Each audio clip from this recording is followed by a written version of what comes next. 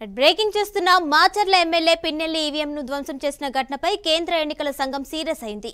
ఈ ఘటనపై విచారణ జరిపి నివేదిక ఇవ్వాలని రాష్ట్ర ఎన్నికల ప్రధానాధికారికి నోటీసులు పంపించింది. ఈవీఎం ధ్వంసం దృశ్యాల్లో ఉన్నది నిజంగానే ఎమ్మెల్యేనా అని ప్రశ్నించిన కేంద్ర ఎన్నికల సంఘం ఆ వ్యక్తి ఎమ్మెల్యే అయితే ఇంతవరకు ఎందుకు కేసు నమోదు చేయలేదని ప్రశ్నించింది. ఒకవేళ కేసు నమోదు చేస్తే ఎమ్మెల్యేను అరెస్ట్ చేశారా లేదా అని నిలదీసింది. సాయంత్రం 5 గంటల్లోపు నివేదిక ఇవ్వాలని ఆదేశించింది. మరోవైపు హింసాత్మక ఘటనలపై ఇప్పటికే ప్రాథమిక రిపోర్టు ఇచ్చిన ప్రత్యేక దర్యాప్తు బృందం అల్లర్లు చెలరేగిన ప్రాంతాల్లోనే ఇంకా మకం వేసింది. 3 బృందాలుగా విడిపోయిన అధికారులు తిరుపతి, అనంతపురం, పల్నాడు జిల్లాలో ఉన్నారు. ఇప్పటికే క్షేత్రస్థాయి పర్యటనలు పూర్తి చేశారు. అవసరమైతే మళ్లీ దాడులు జరిగిన ప్రాంతాలకు వెళ్లే ఆలోచనలో ఉన్నారు. ఇక ఎన్నికల తర్వాత చెలరేగిన హింసాత్మక ఘటనలో మొత్తం 33 కేసులు నమోదయ్యాయి. 124 మందిని అరెస్ట్ చేశారు. అల్లర్లో మొత్తం 1370 మందిని నిందితులుగా గుర్తించారు. వీరిలో 1152 మంది పరారీలో ఉన్నట్లు సిట్ గుర్తించింది. తాడిపత్రిలో 636 మంది, పల్నాడు జిల్లాలో 471 మంది, తిరుపతిలో 41 మంది పరారీలో ఉన్నట్లు సిట్ గుర్తించింది. మరోవైపు అల్లర్లు జరిగిన జిల్లాలో పోలీసులు విచారిస్తున్న తీరుపై సిట్ మరో నివేదిక ఇవ్వనుంది. ఇవాళ మరోసారి తాడిపత్రికి సిట్ బృందం వెళ్లనుంది. పోలింగ్ తర్వాత జరిగిన కేసుల్లో జిల్లాల పోలీసులు విచారిస్తున్న తీరుపై ఆరా తీనుంది. తాడిపత్రిలో 728 మంది అల్లర్లలో పాల్గొన్నట్లు సిట్ గుర్తించింది. తాడిపత్రిలో 634 మంది పరారీలో ఉండగా అందులో 332 మంది నిందితుల్ని గుర్తించాల్సి ఉన్నట్లు నిర్ధారించింది. ఆయా జిల్లాల పోలీసులు కేసులు విచారిస్తున్న తీరుపై సిట్ మరో నివేదిక ఇవ్వనుంది. మాచర్ల ఎమ్మెల్యే పిన్నెల్లి ఈవీఎంను ధ్వంసం చేసిన ఘటనపై కేంద్ర ఎన్నికల సంఘం సీరియస్ అయింది. ఈ ఘటనపై విచారణ జరిపి నివేదిక ఇవ్వాలని రాష్ట్ర ఎన్నికల ప్రధానాధికారికి నోటీసులు పంపించింది. రైట్, ఇక ఇదే టాపిక్ సంబంధించిన మరింత సమాచారం మా ప్రతినిధి అనంతపురం నుంచి రవిచంద్ర, అలాగే తిరుపతి నుంచి గోపీనాథ్, గుంటూరు నుండి శ్రీనివాస్ ఇస్తారు. శ్రీనివాస్, ఫస్ట్ మీరు చెప్పండి. మొత్తంగా అయితే ఎలక్షన్ టైంలో జరిగిన అల్లర్లకు సంబంధించి అయితే ఇప్పటికే ఎన్నికల సంఘం ఆగ్రహం వ్యక్తం చేసినట్టు తెలిసింది. అలాగే 3 బృందాలుగా విడిపోయి దర్యాప్తు కూడా చేపడుతున్నట్టు తెలుస్తుంది. అక్కడ ఉన్నటువంటి సిచ్యువేషన్ ఏ విధంగా ఉంది, డీటెయిల్స్ ఇవ్వండి. పల్నాడు జిల్లాలో ఎన్నికల్లో జరిగినటువంటి అడావుడికి సంబంధించి అల్లర్ల మీద సిట్టు దర్యాప్తు ముమ్మరం చేయడం జరిగింది. సిట్టు దర్యాప్తు తర్వాత డీజీపీకి నివేదిక అందజేయటము, డీజీపీ నివేదికను ఎన్నికల కమిషన్కు పంపడం జరిగింది. అయితే ఈ పరిణామ నేపథ్యంలో అనూహ్యంగా నిన్న సాయంత్రం పిన్నెల్లి రామకృష్ణారెడ్డి, మాచర్ల సిట్టింగ్ ఎమ్మెల్యేగా ఉన్నటువంటి పిన్నెల్లి రామకృష్ణారెడ్డి చేసినటువంటి అరాచకమైనటువంటి వీడియో బయటికి రావడం జరిగింది. పాలవాయి గేటు వద్ద, మాచర్ల నియోజకవర్గం పాలవాయి గేటు వద్ద ఒక బూత్లోకి వెళ్లి యూఎంను ధ్వంసం చేసినటువంటి వీడియో, అక్కడ టీడీపీ వాళ్ళ ఏదైతే ఏజెంట్గా ఉన్న వారి మీద దాడి చేయబోవటం, అలానే బయటకు వచ్చి మహిళలను మహిళల పట్ల అసభ్యంగా ప్రవర్తించినటువంటి తీరు, వాళ్ళని తిట్టినటువంటి ఆ వీడియో కూడా బయటికి రావడం జరిగింది. అయితే ఈ ఘటనంతా చూసిన తర్వాత నిన్నటి నుంచి చూసినట్లయితే గనక సోషల్ మీడియాలో వైరల్ గా కావటమే కాకుండా అధికార యంత్రాంగం అంతా కూడా సీరియస్ గా దృష్టి కేంద్రీకరించడం జరిగింది. ఈ రోజు ఉదయమే ఆ ప్రాంతానికి ఎస్పీ మల్లిక్ గారు వెళ్లి అక్కడికి వెళ్లి ఆ ప్రాంతాన్నంతా పరిశీలించి అక్కడ వివరణ కూడా తీసుకోవడం జరిగింది. అలానే ఎన్నికల కమిషన్ కు వచ్చినటువంటి ఫిర్యాదుల నేపథ్యంలో పిన్నెల్లి రామకృష్ణారెడ్డి సోదరుడి పైన కూడా అదనంగా సెక్షన్లతోటి కేసులు నమోదు చేయడం జరిగింది. దర్యాప్తుని వేగవంతం చేయడం జరిగింది. అయితే ముఖ్యంగా చూసుకున్నట్లయితే గనక రాష్ట్ర చరిత్రలోనే పల్నాడు జిల్లాలో అత్యధికమైనటువంటి ఘటనలు నమోదు కావడం జరిగింది. ఎన్నికలు జరిగినటువంటి సమయం, ఎన్నికలు జరిగినటువంటి తర్వాత జరిగినటువంటి హింసాత్మక కార్యకలాపాలు, వీటన్నిటిపైన కూడా సిట్ ఏర్పాటు చేశారు. సిట్ దర్యాప్తులు వేగవంతం చేయడం జరిగింది. ఇప్పటికే రాష్ట్ర వ్యాప్తంగా 33 కేసులు నమోదు చేసి దరిదాపుగా 1150 మంది నిందితుల జాబితాలో చేర్చడం జరిగింది. ఇక్కడ చూసుకున్నట్లయితే కనుక పల్నాడు జిల్లాలో గురజాల, మాచర్ల, దాచేపల్లి, రెంటచింతల, సత్తనపల్లి, పెదకూరపాడు ఈ ప్రాంతాలకు సంబంధించి కూడా కేసులు నమోదు చేశారు. ఇప్పుడు చూసినట్లయితే కనుక పాలవాయి గేటుకు సంబంధించినటువంటి కేసుల్లో చాలా తీవ్రమైనటువంటి నేర ఆరోపణలు ఉండే విధంగా స్వయాన ప్రజాప్రతినిధిగా ఉండి సిట్టింగ్ ఎమ్మెల్యేగా ఉండి మళ్ళా ఎన్నికల్లో పోటీ చేస్తున్నటువంటి అభ్యర్థి వెళ్లి పోలింగ్ బూత్ లోకి వెళ్లి ఈవీఎంను ధ్వంసం చేయటము, ఈవీఎంను పగలగొడటము, సీసీ కెమెరాలో రికార్డు కావటము, వీటన్నిటిపైన కూడా ప్రజాస్వామ్యంలో ఎటువంటి సెక్షన్స్ ఉన్నాయి, ఏ విధంగా చర్యలు తీసుకుంటారు, అతనిపై బహిష్కరణ వేటు వేయాలంటూ కూడా తెలుగుదేశం వారు డిమాండ్ చేస్తున్నారు. అంటే ఎన్నికల నియమావళి పాటించకుండా ఎన్నికలలో అడ్డగోలుగా వ్యవహరించినటువంటి తీరు ఏదైతే ఉందో వీటన్నిటిపైన కూడా తప్పనిసరిగా చర్యలు తీసుకోవాలని కూడా చెబుతున్నటువంటి పరిస్థితి ఉండడం జరిగింది. అయితే ముఖ్యంగా చూస్తే పిన్నెల్లి రామకృష్ణారెడ్డి సోదరుడి పైన ఇప్పటికే అదనపు సెక్షన్లు యాడ్ చేయడం జరిగింది. ఆయన కోసం ప్రత్యేక బృందాలు కూడా గాలింపు చర్యలు ముమ్మరం చేయడం జరిగింది. అయితే హౌస్ అరెస్ట్ పేరుతోటి మాచర్లో ఉండాల్సినటువంటి పిన్నెల్లి పిన్నెల్లి రామకృష్ణారెడ్డి రాత్రే బయటకు వెళ్ళిపోయి హైదరాబాద్లో ఎక్కడో ఉన్నాడంటూ కూడా చెబుతున్నాడు. తను రావాలనుకుంటే 2 గంటల్లోనే మాచర్లు వస్తానని చెబుతున్నాడు. కానీ ఇక్కడ ఈ వీడియో బయటపడిన తర్వాత, ఈ కేసులు నమోదైన తర్వాత పోలీసులకు అందుబాటులోకి వస్తాడా లేదా, పోలీసు బృందాలు ఏ విధంగా అతని మీద విచారణ చేస్తారు, ఏ విధంగా అతను అదుపులో తీసుకుంటారని కూడా ప్రతి ఒక్కరూ చెబుతున్నటువంటి పరిస్థితి ఉండడం జరిగింది. అయితే ముఖ్యంగా చూస్తే ఎన్నికల సంఘం చాలా సీరియస్గా పిన్నెల్లి రామకృష్ణారెడ్డిపై యాక్షన్ తీసుకోవడానికి సిద్ధం కావడం జరిగింది. ఇప్పటికే ఉన్నత స్థాయి అధికారులు ఒక నివేదికను సిద్ధం చేశారు. ఆయన ఎక్కడున్నా తక్షణమే అరెస్ట్ చేసే విధంగా కూడా ఆదేశాలు ఇచ్చే అవకాశం కూడా కనపడుతుంది. అయితే ముఖ్యంగా చూసినట్లయితే గనక స్వయాన ఎమ్మెల్యేగా ఉండి ఆయన బూత్లోకి వెళ్ళి బూత్లో ఉన్నటువంటి ఈవీఎంలను ధ్వంసం చేయటము, అక్కడ ఉన్నటువంటి సిబ్బందిని ఇబ్బందులకు గురి చేయటం, ఇవన్నీ చూసిన తర్వాత ప్రజాస్వామ్యంలో ఇలా చేయటం చాలా సిగ్గుచేటు. ఇలాంటి చేసిన వారిని కఠినంగా శిక్షించాలని డిమాండ్లు కూడా వినపడుతున్నాయి. అలానే టీడీపీ అభ్యర్థి కూడా మాట్లాడుతూ పిన్నెల్లి రామకృష్ణారెడ్డిని ఎన్నికలకు అర్హుడు కాదు అనే విధంగా బహిష్కరించాలంటూ కూడా చెబుతున్నటువంటి పరిస్థితి. అతను డిస్క్వాలిఫై చేయాలి, అతన్ని ఎన్నికలకి సంబంధించి పోటీ చేయకుండా ఉండే విధంగా కూడా చేయాలంటూ కూడా చెబుతున్నటువంటి పరిస్థితి కూడా ఉండడం జరిగింది. అయితే మాచర్ల ప్రాంతం అంతా కూడా ఈరోజు చూసినట్లయితే కనుక పిన్నెల్లి రామకృష్ణారెడ్డి చేసినటువంటి అరాచకాన్ని ప్రతి ఇంట, ప్రతి నోట, ప్రతి ఒక్క చోట కూడా చర్చించే పనిలో ఉండటం జరిగింది. అసలు ఎమ్మెల్యే అభ్యర్థి ఉండి ఇలా చేయటం ఏంటంటూ కూడా చెబుతున్నటువంటి పరిస్థితి కూడా ఉండటం జరిగింది. అయితే ముఖ్యంగా చూస్తే పల్నాడులో నమోదైనటువంటి కేసులపై దర్యాప్తు వేగవంతం చేయడం జరిగింది. నిందితులను అదుపులో తీసుకునే పరిస్థితిలో ఉన్నారు. కొంతమందికి సిఆర్పి 41 నోటీసులు ఇచ్చారు. మరికొంతమందిని డైరెక్ట్ అరెస్ట్ చేసే అవకాశం కూడా ఉంది. రైట్ శ్రీనివాస్, ఇక ఇదే టాపిక్ సంబంధించి మనతో మాట్లాడటానికి తిరుపతి నుండి గోపీనాథ్ ఉన్నారు. గోపీనాథ్, చెప్పండి. మొత్తంగా అయితే సిట్ నివేదిక ప్రకారం మొత్తం 33 కేసులు అయితే నమోదైనాయి. ఈ నేపథ్యంలోనే 13 మంది 70 మంది నిందితులను కూడా గుర్తించడం జరిగింది. అలాగే తిరుపతిలో కూడా 4 కేసులు నమోదైంది. ఇప్పటికే సిట్ అయితే 3 బృందాలుగా విడిపోయి దర్యాప్తు కూడా కొనసాగిస్తుంది. అక్కడ సిచ్యువేషన్ ఏ విధంగా ఉంది? కిరణ్ భయ్య, మొత్తం మీద అంటే సిట్ విచారణ పూర్తయిన తర్వాత ఇప్పటికే అంటే డీజీపీకి నివేదిక ఇవ్వడం, దాని తర్వాత పరిణామాలు చూస్తే మనం ఈసీకి దాని తర్వాత నివేదిక వెళ్ళడం, దాని తర్వాత తదుపరి చర్యలు కొనసాగుతున్నాయి.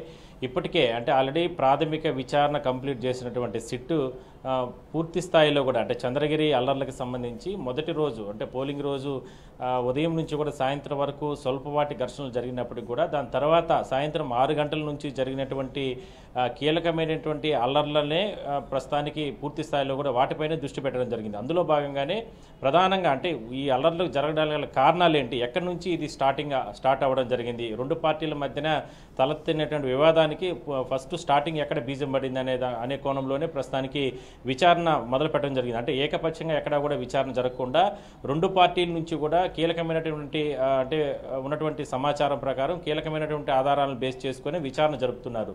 ఇందులో భాగంగా ముందు రోజు ఏదైతే 13వ తారీఖు పోలింగ్ జరిగిన తర్వాత 6 గంటల తర్వాత నుంచి కూడా రాత్రి 12 గంటల వరకు జరిగినటువంటి హింస కూసివారిపల్లి అంటే చంద్రగిరి నియోజకవర్గంలో కూసివారిపల్లి కావచ్చు, రామిరెడ్డి గారిపల్లి ప్రాంతాల్లో పెద్ద ఎత్తున తెలుగుదేశం పార్టీకి సంబంధించిన నేతలు, కార్యకర్తలు పెద్ద ఎత్తున వైసీపీ నేతల మీద దాడులు చేశారు. అదే స్థాయిలోనే మోహిత్ రెడ్డి వాహనాన్ని ధ్వంసం చేయడం, లేదంటే వెహికల్ని తగలబెట్టడం, దాని తర్వాత అక్కడ స్థానికంగా ఉన్నటువంటి చంద్రమౌళి రెడ్డి సంబంధించిన ఇంటిని తగలబెట్టడం, ఇవన్నీ కూడా జరగడం జరిగింది. అయితే వాటి జరిగిన తరువాత ఆ రోజు ఎన్నో రకాలుగా కొన్ని చర్యలు తీసుకున్నట్టు పోలీసు అధికారులు అంటే మరింత ఉద్రిక్తలు కాకుండా చర్యలు అయితే తీసుకున్నారో కానీ ఆ మరుసటి రోజు పులివర్తి నాని తెలుగుదేశం పార్టీ అభ్యర్థి పైన ఏదైతే అంటే మహిళా యూనివర్సిటీలో దాడి చేశారో దాన్ని నిలువరించలేకపోయారు. ఎందుకంటే ముందు రోజే 2 పార్టీల మధ్య ఘర్షణ జరిగింది కాబట్టి ఇది మరోసారి ఉదయం కూడా ఘర్షణలు జరుగుతాయని చెప్పి ఎందుకు పోలీసులు పసిగట్టలేకుండా పోయారు, లేదంటే ఇంటెలిజెన్స్ ఎందుకు ఈ విషయంలో వైఫల్యం చెందింది. ఎందుకంటే కూసివారిపల్లి, రామిరెడ్డి గారిపల్లిలో జరిగిన ఘర్షణల తర్వాత మరుసటి రోజు ఖచ్చితంగా మరోసారి 2 పార్టీల మధ్య ఘర్షణలు జరుగుతాయి, లేదంటే ఒకరిపైన ఒకరు దాడులు చేసుకుంటారని చెప్పి పక్కా సమాచారం ఉన్నప్పటికీ కూడా ఎందుకు దాన్ని నిర్వహించలేకపోయారు, లేదంటే ఎందుకు దానికి సంబంధించినటువంటి అడ్డుకట్ట వేయలేకపోయారు అనేటువంటి విమర్శలు వస్తున్న నేపథ్యంలో ఆ కోణంలో సిట్ అధికారులు మరోసారి విచారణ ప్రారంభించడం జరిగింది. అందువల్లనే 2వ రోజు ఏదైతే దాడి జరిగిన తర్వాత దాదాపుగా మహిళా యూనివర్సిటీకి సంబంధించి యూనివర్సిటీలో జరిగిన దాడికి సంబంధించి మొత్తం ఇప్పటి వరకు కూడా కడప సెంట్రల్ జైల్లో 13 మంది రిమాండ్లో ఉన్నారు. మరికొంతమందిని కూడా ఇవాళ రేపటి లోపల అరెస్టులు చేసే అవకాశం అయితే ఉంది. దాని తర్వాత కొంతమంది అంటే ఎటువంటి ప్రమేయం లేకపోయినా కూడా వీళ్ళందరినీ కూడా కొంతమందిని ఒకరినిద్దరిని అరెస్ట్ చేశారంటూ కూడా నిన్న కూడా రామిరెడ్డి గారిపల్లికి సంబంధించిన అంటే రామచంద్రాపురం పలు ప్రాంతాలకు సంబంధించిన కొంతమంది కుటుంబ సభ్యులు ఏదైతే నిందితులుగా కడప సెంట్రల్ జైల్లో ఉన్నారో వాళ్ళకి సంబంధించిన కుటుంబ సభ్యులు కూడా తిరుపతి ఎస్పీని హర్షవర్ధన్ రాజును కూడా కలవడం జరిగింది. తమకు కుటుంబాలకు సంబంధించినటువంటి నేతలపైన కేసులు పెట్టారు, అక్రమ కేసులు పెట్టారంటూ కూడా ఇట్లా రకరకాల ఉన్నటువంటి అన్ని కోణాల్లో కూడా పోలీసులు విచారణ జరుపుతున్నారు. సిట్ అధికారులు కూడా మరోసారి ఫీల్డ్ విజిట్ చేసే అవకాశం అయితే ఉంటుంది. ఎందుకంటే ఆల్రెడీ ప్రాథమిక విచారణ కోసం గత 3 రోజుల క్రితం సిట్కి సంబంధించినటువంటి డిఎస్పీ రవి మనోహరాచారి కూసివారిపల్లి కావచ్చు, లేదంటే రామిరెడ్డి గారిపల్లి, లేదంటే మహిళా యూనివర్సిటీలో ఈవీఎం స్ట్రాంగ్ రూమ్స్ వద్ద కావచ్చు, లేదంటే పులివర్తి నానిపైన దాడి జరిగిన అన్ని ప్రాంతాల్లో కూడా పర్యటించడం జరిగింది. దాని ప్రకారమే రిపోర్ట్ కూడా రెడీ చేయడం జరిగింది. మరోవైపు యూనివర్సిటీకి సంబంధించినటువంటి పోలీస్ స్టేషన్లో కూడా ఇప్పటి వరకు ఏ సెక్షన్ల కింద కేసులు పెట్టారు, ఎంతమందిని అరెస్ట్ చేశారు, వీటి పూర్వాపరాలు ఏంటి అంటూ కూడా వాటన్నిటి కూడా కీలకంగా కూడా స్వాధీనం చేసుకోవడం జరిగింది. అయితే ఇవన్నీ జరిగిన తర్వాత సిట్టింగ్ విచారణ పూర్తి అయిపోయిందని అందరూ అనుకుంటున్న తరంలో మరోసారి విచారణ జరిపేందుకు సిద్ధమవుతున్నారు. అందువల్లనే ఇవాళ రేపటి లోపల మరోసారి ఈ ప్రాంతాల్లో ఏదైతే అల్లర్లు జరిగిన ప్రాంతాల్లో మరోసారి ఫీల్డ్ విజిట్ కూడా చేసి పూర్తి స్థాయిలో మరోసారి విచారణ జరిపే అవకాశం అయితే ఉంది. అందువల్లనే ఇవాళ సాయంత్రం అంటే కూసివారిపల్లిలో స్థానిక ప్రజలతో కూడా సిట్ అధికారులు మాట్లాడే అవకాశం అయితే ఉంటుంది. దాని తర్వాత కూడా కొందరి వద్ద నుంచి కూడా స్టేట్మెంట్ కూడా రికార్డ్ చేసే అవకాశం అయితే ఉంది. అయితే మొత్తం మీద 4వ తారీఖు కౌంటింగ్ ప్రక్రియ అనేది ప్రారంభం కాబోతుంది. ఆ కౌంటింగ్ ప్రక్రియలోపే మరికొన్ని చర్యలు కూడా మరికొన్ని అరెస్టులు కూడా జరిగే అవకాశం అయితే ఉంది. ఇప్పటికే ఈ 2 పార్టీలకు సంబంధించిన నేతలు ఏదైతే ఉన్నారో కార్యకర్తలు నాయకులు కొంతమంది కేసులు బనాయిస్తున్నారంటూ కూడా ఊర్లు వదిలి వెళ్ళిపోవడం జరిగింది. వాళ్ళు కూడా ఇన్వాల్వ్మెంట్ ఉన్న వాళ్ళందరినీ కూడా అరెస్టులు చేసే అవకాశం అయితే ఉంది. మరో 2-3 రోజులు కూడా కొన్ని కీలకమైన అరెస్టులు కూడా చేసే అవకాశం ఉందంటూ కూడా సిట్ అధికారుల నుంచి వస్తున్నటువంటి సమాచారం. కిరణ్మయ్య, అయితే గోపీనాథ్, పులివర్తి నానికి సంబంధించి ఎలాంటి దర్యాప్తు కొనసాగే అవకాశం ఉంటుంది? ఈ నేపథ్యంలోనే ఈ ఘటనకు సంబంధించి అసలు వాళ్ళ ఇన్వాల్వ్మెంట్ లేని వాళ్ళని కూడా అరెస్ట్ చేశారని చెప్పి తెలుస్తుంది, సంబంధం లేని వాళ్ళని అరెస్ట్ చేశారని చెప్పి తెలుస్తుంది. ఈ నేపథ్యంలోనే ఈసీ ఎలాంటి యాక్షన్ తీసుకునే అవకాశం ఉంటుంది?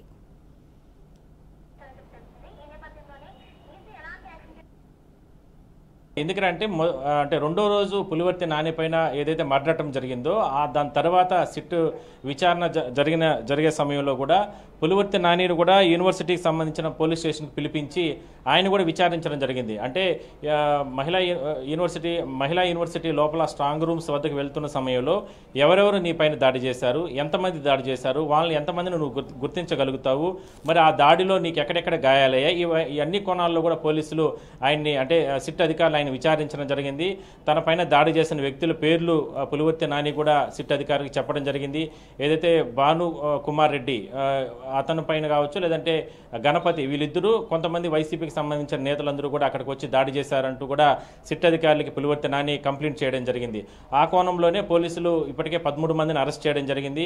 మరోవైపు పులివర్తి నానికి సంబంధించినటువంటి అంటే ఆయన పైన దాడి జరిగిన తర్వాత ఆయన వాహనాలు ధ్వంసం చేసిన తర్వాత ఆయనకు సంబంధించిన ఆరోగ్య పరిస్థితులపైన కూడా సిమ్స్ ఆసుపత్రిలో అప్పటి వరకు ఆయన వైద్య సేవలు ఏదైతే తీసుకున్నారో ఆ రిపోర్ట్స్ను కూడా సిట్ అధికారులు స్వాధీనం చేసుకోవడం జరిగింది. ఇట్లా అన్ని కోణాల్లోనూ అంటే 2 పార్టీలు బోత్ పార్టీస్ నుంచి ఒకరిపైన ఒకరు దాడులు చేసుకోవడం, కూసివారిపల్లిలో అక్కడ ఏదైతే చెవిరెడ్డి మోహిత్ రెడ్డి వాహనాన్ని తగలబెట్టడం, అక్కడ ఉన్నటువంటి వైసీపీ నేత ఇంటిని తగలబెట్టడం, దాని తర్వాత జరిగిన పరిణామాల తర్వాతే ఇవన్నీ జరిగాయి. కాబట్టి అక్కడి నుంచి పోలీసులు గ్రౌండ్ లెవెల్ నుంచి అంటే మొదటి రోజు పోలింగ్ రోజు స్టార్టింగ్ ఎక్కడ గొడవలు జరిగాయో, ఎక్కడ ప్రారంభమయ్యో అక్కడి నుంచి పోలీసులు అంటే సిట్ అధికారులు ఇన్వెస్టిగేషన్ మొదలు పెట్టడం జరిగింది. అందులో భాగంగానే ఆ రోజు గొడవల్లో పాల్గొన్నటువంటి కొంతమంది తెలుగుదేశం పార్టీ నేతలపైన ఇప్పటికే 22 మంది పైన కేసులు నమోదు చేశారు. వాళ్ళని అరెస్ట్ చేయడం జరిగింది. మరో 40 మంది వరకు కూడా ఇంకా కూడా వాళ్ళపైన కూడా అరెస్టులు చేసే అవకాశం ఉంది. వాళ్ళందరూ కూడా ఊర్లు వదిలి రామిరెడ్డి గారిపల్లి కావచ్చు, లేదంటే కూసివారిపల్లి కావచ్చు, లేదంటే రామచంద్రపేట ఇట్లా పలు ప్రాంతాల్లో వాళ్ళు కూడా కొంతమంది ఊర్లు వదిలి బయట వెళ్ళిపోవడం జరిగింది. పోలీసులు అరెస్ట్ చేస్తారని.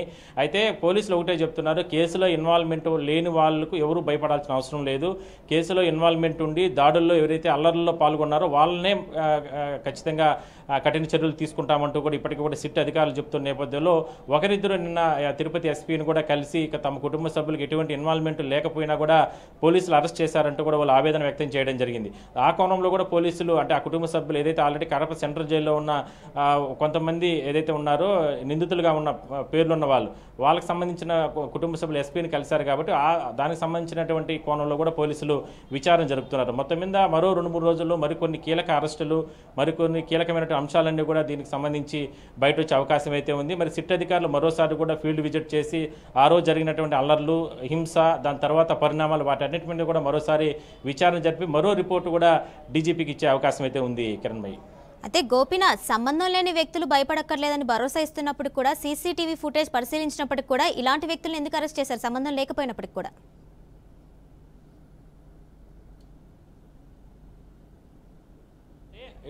అల్లర్లకు సంబంధించి అంటే పులివర్తి నాని మీద మర్డరటం జరిగిన సమయంలో వేలాది మంది కార్యకర్తలు వచ్చి అక్కడ ధ్వంసం చేయడం జరిగింది. అంటే దాడి చేసిన సంబంధించిన విషయంలో కావచ్చు, లేదంటే ధ్వంసం చేసిన విషయాల్లో కావచ్చు. దాని తర్వాత పోలీసులు లాఠీ చార్జ్ చేశారు. పోలీసులు లాఠీ చార్జ్ చేసిన సమయంలో కొంతమందిని అదుపులోకి తీసుకున్నారు. కొంతమంది అక్కడ నుంచి కూడా యూనివర్సిటీ నుంచి, ఎందుకంటే ఈవీఎంస్ అనేది స్ట్రాంగ్ రూమ్స్ కాబట్టి ఆ ప్రాంతంలో వచ్చినటువంటి అభ్యర్థి పైన దాడి చేశారు కాబట్టి ఆ విషయంలో దాదాపుగా ఇప్పటికే 13 మందిని అరెస్ట్ చేయడం జరిగింది. అరెస్ట్ చేసిన వాళ్ళల్లో ఒకరిద్దరిని తమ కుటుంబ సభ్యులకు సంబంధించి వాళ్ళు వచ్చి నిన్న ఎస్పీని ఫిర్యాదు చేయడం జరిగింది. అంటే సంబంధం లేని వ్యక్తులంతా కూడా అరెస్ట్ చేశారు అని. అవన్నీ కూడా విచారణలో భాగంగానే విచారణ చేసిన తర్వాత పూర్తిగా వాళ్ళకి ఎటువంటి సంబంధం లేదంటే వదిలిపెడతాము, లేదంటే ఖచ్చితంగా ఈ కేసులో అతని మీద దాడి చేసిన విషయాల్లో కావచ్చు, లేదంటే రకరకాల ఈ అల్లర్లకు సంబంధించిన విషయాల్లో ఇన్వాల్వ్మెంట్ ఉంటే మాత్రం వదిలిపెట్టే ప్రసక్తే లేదంటూ కూడా పోలీసులు కూడా వాళ్ళకి అభయం ఇవ్వడం జరిగింది. వాటన్నిటిని కూడా పూర్తి ఆధారాలు, లేదంటే వీళ్ళు ఇచ్చినటువంటి కుటుంబ సభ్యులు ఏదైతే అరెస్ట్ అయిన వాళ్ళు ఎవరైతే నిన్న ఎస్పీని కలిశారో ఆ కుటుంబ సభ్యులు ఇచ్చిన వివరాలు, లేదంటే వాళ్ళకి సంబంధించిన సీసీటీవీ ఫుటేజీలు ఇవన్నీ స్వాధీనం చేసుకోవడం జరిగింది. వాటన్నిటిని పరిశీలన చేసిన తర్వాత పోలీసుల దగ్గర ఉన్నటువంటి రికార్డ్స్ను పరిశీలన చేస్తారు, లేదంటే పోలీసుల దగ్గర ఉన్నటువంటి సీసీటీవీ ఫుటేజీలను పరిశీలన చేస్తారు. ఇవన్నీ చేసిన తర్వాత కుటుంబ సభ్యులు అంటే నిందితులుగా ఉన్న వాళ్ళైతే కుటుంబ సభ్యులు ఎవరైతే ఉన్నారో వాళ్ళు ఇచ్చినటువంటి ఆధారాలు కూడా పరిశీలన చేసిన తర్వాత నిజంగా వాళ్ళ ఇన్వాల్వ్మెంట్ అక్కడ లేదు అని అనుకుంటే మాత్రం వదిలిపెడతారు. లేదంటే ఎట్టి పరిస్థితుల్లో కూడా మరికొన్ని సెక్షన్ల కింద కేసులు కూడా నమోదు చేసి, ఎందుకంటే ఎలక్షన్ కమిషన్ పూర్తిగా స్వేచ్ఛ సిట్ అధికారులకు ఇచ్చింది కాబట్టి దీంట్లో ఎంత పెద్ద స్థాయిలో ఉన్నా కూడా ఆ నేతలందరినీ కూడా అరెస్టులు చేయండి, ఎట్టి పరిస్థితుల్లో కూడా ఇలాంటివి రిపీట్ కాకుండా చర్యలు తీసుకోండి అని చెప్పిన నేపథ్యంలోనే ఆ రకంగా ముందుకెళ్తున్నారు. అందువల్లనే ఇవాళ రేపట్లో కూడా ఫీల్డ్ విజిట్ కూడా సిట్ అధికారులు మరోసారి చేసే అవకాశం ఉంది. ఏదైతే ఇందాక మనం చెప్పుకున్నట్లు డిఎస్పీ రవి మనోహరాచారి కావచ్చు, లేదంటే ఆయన బృందం మరోసారి ఎస్వి యూనివర్సిటీ ఈవీఎంస్ వద్ద స్ట్రాంగ్ రూమ్స్ పరిశీలన కావచ్చు, దాని తర్వాత పులివర్తి నానిపైన అటం జరిగిన ప్రాంతాలు కావచ్చు, లేదంటే ఆ ముందు రోజు అంటే పోలింగ్ రోజు జరిగినటువంటి కూసివారిపల్లి, రామిరెడ్డి గారి ప్రాంతాల్లో కూడా పర్యటన చేసి మరో రిపోర్ట్ కూడా రెడీ చేసే సిద్ధం ఉంది. ఆ సిద్ధం చేసే లోపలే మరికొన్ని సెక్షన్ల కింద మరికొంతమందిని కూడా అరెస్టులు చేసే అవకాశం అయితే ఉంటుంది. కిరణ్ భాయ్. Right Gopinath, thank you.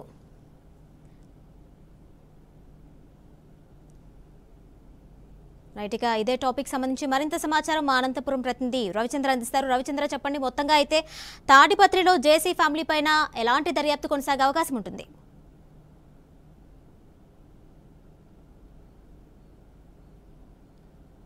Kiranmayi, Tadipatri అల్లర్లకు సంబంధించి ఏదైతే కేంద్ర ఎన్నికల సంఘం ఏర్పాటు చేసిన సిట్ బృందం అయితే మాత్రం ఇక్కడే తాడిపత్రిలోనే మకాం వేసింది. దాదాపు 728 మంది మీద కేసులు నమోదు చేస్తే ఇప్పటి వరకు 91 మందిని దాదాపు అరెస్ట్ చేసి కడప జైలుకి రిమాండ్కి పంపారు. అయితే మరో 16 మందిని నిన్న ఈరోజు ఏదైతే ఎక్కడెక్కడైతే ఉన్నారో వీరందరినీ కూడా అంటే వారి కోసం ఆచూకీ కోసం గాలింపు చర్యలు చేపట్టారు. ప్రధానంగా ఇప్పుడు సిట్టు బృందం అరెస్టుల మీదే దృష్టి సారించినట్లు తెలుస్తోంది. అయితే ఈ అల్లర్లో 725 మంది మీద కేసులు నమోదు చేసినప్పటికీ ఇప్పటి వరకు 323 మందిని గుర్తించారు. మరింత మందిని 100 మందిని గుర్తించాల్సి ఉంది. అంటే ఈ గుర్తించే పని ఒకవైపు చేస్తూనే మరోవైపు ఏదైతే ఈ ఉన్న వారిని అందరినీ కూడా అరెస్టులు చేయాలని, ఈ కౌంటింగ్ సమయానికి అందరినీ కూడా ఈ వేగంగా అరెస్టులు చేయడం ద్వారా రెండోది తదుపరి గొడవలు జరగకుండా ఉండేందుకు వీలుగా సిట్టు బృందం ఆలోచన చేస్తున్నట్లు తెలుస్తుంది. మరోవైపు ఈ అల్లర్లు జరగడానికి అంటే పోలీసుకు సంబంధించి ఎవరెవరిలో అలసత్వం ఎంత ఉంది ఏంటి అనేది ఆయా కోణాల్లో అంటే ఆయా విభాగాల ద్వారా ఎంత అలసత్వం ఉంది అనేది కూడా ఒకవైపున విచారణ చేపడుతుంది. ఎవరైతే అలసత్వం వహించారో వారందరి మీద కూడా తదుపరిగా శాఖాపరమైన చర్యలు తీసుకోవాల్సిన అవసరం ఉందో ఆ నివేదికను కూడా ఒకవైపు రూపొందిస్తుంది. మరోవైపు ఏదైతే అరెస్టులు చేసే విషయంలో కూడా వేగం పెంచింది. ఇప్పటికే ప్రత్యేక బృందాలను ఏర్పాటు చేసి జిల్లా వ్యాప్తంగా ఏదైతే ఎవరెవరైతే ఈ కేసుల్లో ఉన్నారో వీరంతా ఏ ప్రాంతాల్లో తలదాచుకున్నారో వారందరి మీద కూడా నిఘా ఉంచి దాడులు కొనసాగించే ప్రయత్నం చేస్తున్నారు. నిన్నటి రోజున కర్నూలు జిల్లా అంటే తాడిపత్రి సమీపంలో ఉన్న కర్నూలు జిల్లాలో ఒక దేవాలయం వద్ద ఉన్న దాదాపు 20 మందిని అయితే మాత్రం పోలీసులు అదుపులోకి తీసుకొని తాడిపత్రి 1 టౌన్ పోలీస్ స్టేషన్ తరలించినట్టు తెలుస్తుంది. వారి కుటుంబ సభ్యులంతా కూడా ఇప్పుడు 1 టౌన్ పోలీస్ స్టేషన్ దగ్గరికి చేరుకున్నారు. మరోవైపు మరింత మంది అంటే జిల్లా వ్యాప్తంగా ఏదైతే ఇటు కడప జిల్లాలో కానీ ఇటు అనంతపురం జిల్లాలోని రహస్య ప్రాంతాల్లో తోటల్లో దాక్కున్నారనే సమాచారం మేరకు ఈ బృందాలన్నీ కూడా గాలింపు చర్యలు చేపట్టే జల్లెడ పడుతున్నాయి. ఖచ్చితంగా అందరినీ కూడా అరెస్టులు చేయడానికి, ఎందుకంటే కేంద్ర ఎన్నికల సంఘానికి ఇప్పటికే కూడా ఈ సిట్టు బృందం నివేదిక ఇచ్చింది. నివేదిక ఇచ్చిన తర్వాత ప్రధానంగా అరెస్టుల మీదే దృష్టి పెట్టింది సిట్టు బృందం. ఈ దర్యాప్తు అంతా కూడా ఇప్పుడు సిట్టు బృందం పరిధిలోకి రావడం వల్ల పూర్తిగా స్థానిక పోలీసుల సహకారం తీసుకొని కేవలం అరెస్టులను వేగవంతం చేసే ప్రయత్నం ఉంది సిట్టు బృందము. తాడపత్రి పట్టణంలోనే ఉన్న సిట్టు బృందం అధికారులు రోజువారీగా ఈ కదలికల మీద నిఘా ఉంచి వీరందరినీ కూడా అరెస్ట్ చేయాలని చూస్తోంది. అందులో ముఖ్య నేతలందరినీ కూడా మరి అరెస్ట్ చేస్తారా లేదా అనేది కూడా చూడాల్సి ఉంది. అయితే కొంతమంది ముఖ్య నేతలు అటు వైసీపీకి మరోవైపు టీడీపీకి చెందిన ముఖ్య నేతలు 1-2 రోజుల్లో తాడపత్రికి చేరుకుంటారనే సమాచారం కూడా రావడంతో పోలీసులు కూడా అంతా కూడా అప్రమత్తమయ్యారు. ఏ ఒక్కరు వచ్చినా కూడా ఈ కేసులకు సంబంధించి మాత్రం కేంద్ర ఎన్నికల సంఘం తీవ్రంగా పరిగణిస్తున్న నేపథ్యంలో ఖచ్చితంగా ఈ అల్లర్లకు సంబంధించి మాత్రం పూర్తి స్థాయిలో అందరినీ కూడా అరెస్టులు చేసేకైతే మాత్రం సిట్టు బృందం కఠినంగా వ్యవహరించే ప్రయత్నం చేస్తుంది. మరోవైపు ఇతర అంటే జిల్లా వ్యాప్తంగా ఇతర నియోజకవర్గాల్లో కూడా ఎన్నికల సందర్భంగా జరిగిన అల్లర్లలో ఉన్న వారందరినీ కూడా పూర్తి స్థాయిలో అరెస్టులు చేసేందుకు అన్ని ప్రాంతాల్లోని పోలీసులు కూడా ఇప్పుడు వేగం పెంచారు. మరోవైపు కఠినంగా వ్యవహరిస్తున్నారు. రెండోది కౌంటింగ్ సమయంలో కూడా కౌంటింగ్ తర్వాత కూడా ఎలాంటి గొడవలు జరగకుండా ఉండేందుకు అరెస్టులమే సరైన మార్గం అని చెప్పి అల్లర్లు సృష్టించే వారందరినీ కూడా ఏదైతే ఈ అల్లర్లలో పాల్గొన్నారో వారందరినీ కూడా అరెస్టులు చేయడానికి సిద్ధంగా వేగం పెంచింది. తాడపత్రి పట్టణానికి సంబంధించి అయితే మాత్రం మరింత మందిని అరెస్టులు చేయడానికి ఈ రోజు రేపు కూడా ఖచ్చితంగా అరెస్టులు చూపే అవకాశం కూడా కనిపిస్తోంది కిరణ్మయి. అలాగే రవిచంద్ర, ఇప్పటికే కొంతమంది అజ్ఞాతంలోకి వెళ్లిపోయారు, కొంతమంది పరారీలో ఉన్నారు. ఈ నేపథ్యంలోనే వారిని అరెస్ట్ చేయడానికి ఎలాంటి చర్యలు చేపడతారు? అదేవిధంగా ఈసీ వాళ్ళ మీద ఎలాంటి చర్యలు తీసుకునే అవకాశం ఉంటుంది?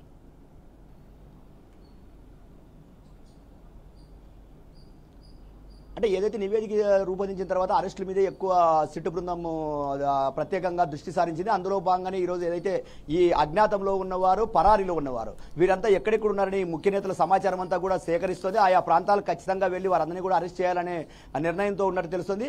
ఆ అనంతపురం జిల్లా తాడపత్రి అల్లర్లకు సంబంధించి ఇప్పటికే 16 మందిని కర్నూలు జిల్లాలో ఉన్న ఒక దేవాలయంలో ఉంటే వారందరినీ కూడా నిన్నటి రోజున అరెస్ట్ చేసినట్టు తెలుస్తుంది. మరికొంతమంది కూడా ఈ కడప జిల్లా అనంతపురం జిల్లా ప్రాంతాల్లోని వ్యవసాయ తోటలు ఇతర ప్రాంతాల్లో తలదాచుకున్నట్టు పోలీసులు సమాచారం రావడంతో వారందరి కదలికల మీద కూడా నిఘా ఉంచి వారి మీద అరెస్ట్ చేయడానికి దాడులు చేస్తున్నారు. ఖచ్చితంగా ముఖ్యులు అందరినీ కూడా అరెస్ట్ చేయడం మాత్రమే తప్పని పరిస్థితి అని చెప్పి సిట్టు బృందం కఠినంగా ఉంది. కేంద్ర ఎన్నికల సంఘం కూడా అదే భావిస్తోంది. తొలుత ఈ కేసులో అరెస్ట్ చేయాలని చెప్పి అరెస్ట్ చేసే వారందరినీ ఎందుకు ఇంతవరకు అరెస్ట్ చేయలేదని చెప్పి ప్రశ్నిస్తున్న నేపథ్యంలో పోలీసులు అరెస్టుల మీద మాత్రమే ప్రత్యేకంగా దృష్టి సారించారు కిరణ్మయి. అలాగే రవిచంద్ర, ఇప్పటికైతే చాలా మంది కూడా కేసులు నమోదైనాయి. ఈ నేపథ్యంలోనే సీసీటీవీ ఫుటేజ్ ఆధారంగా కొంతమందిని అరెస్ట్ చేయడం జరిగింది. అలాగే కొన్ని ఏరియాస్లో సీసీటీవీ ఫుటేజ్లు కూడా ధ్వంసం అవడం చూసాం మనం. అలాంటి ప్లేసెస్లో ఎలాంటి చర్యలు చేపడతారు? ఏ విధంగా ముందుకు వెళ్ళే అవకాశం ఉంటుంది?